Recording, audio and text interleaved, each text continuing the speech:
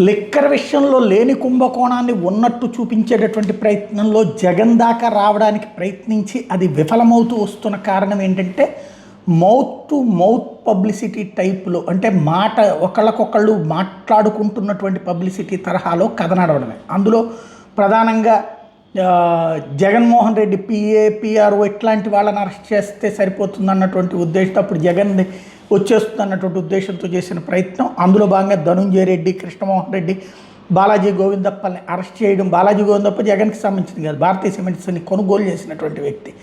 వీళ్ళ ముగ్గురిని అరెస్ట్ చేయడం, జైల్లో పెట్టడం, వాళ్ళు బెయిల్ మీద బయటికి రావడం, ఇదంతా చూసాం. అయితే డిఫాల్ట్ బెయిల్ ఇచ్చారు.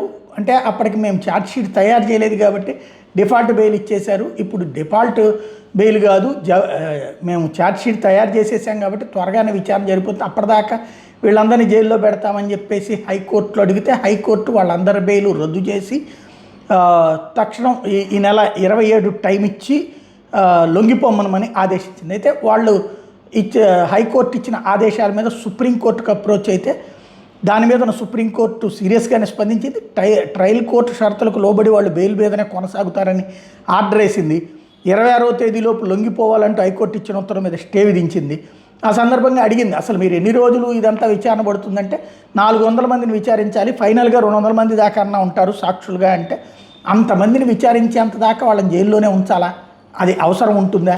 అంటే వీళ్ళు ఇన్ఫ్లుయెన్స్ చేయగలిగినటువంటి శక్తులు, అంటే వాళ్ళు అయ్యే ఒక అధికారి కూడా ఉన్నారు అక్కడ, వాళ్ళు ఇన్ఫ్లుయెన్స్ చేస్తారన్నప్పుడు షరతులు పెడదాం, అంతేగాని వాళ్ళని జైల్లోనే ఉంచి విచారిస్తామనేటటువంటిది కరెక్ట్ కాదు అంటూ దీని మీద ప్రభుత్వపు వాదన ఏంటో చెప్పండి అంటూ మళ్ళీ నోటీస్ ఇచ్చి 10 రోజుల పాటు విచారణ వాయిదా వేస్తూ అప్పటిదాకా వీళ్ళకి పూర్తి రక్షణ, అట్లాగే ఎప్పటిదాకా అయితే తాము స్టే ఇస్తామో అప్పటిదాకా వాళ్ళు లొంగిపోవాల్సిన అవసరం లేదని తేల్చి చెప్పడం ద్వారా వైసీపీ శ్రేణులకి, జగన్ టీంకి కాస్త ఊరటనిచ్చారు.